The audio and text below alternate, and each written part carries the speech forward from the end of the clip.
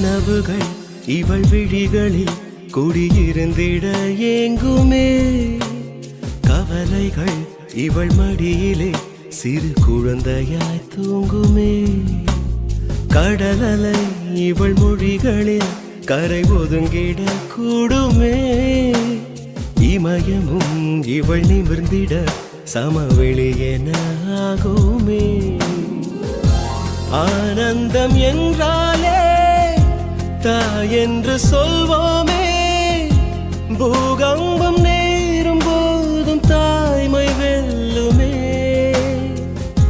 பேரின்பம் தாயாலே என்றிங்கு காண்போமே. தாயான தாய்க்கு ஈடு இல்லை தெய்வமே. நலம் யாவையும் தரும் தாயவள் உயிர் சுவாசமே.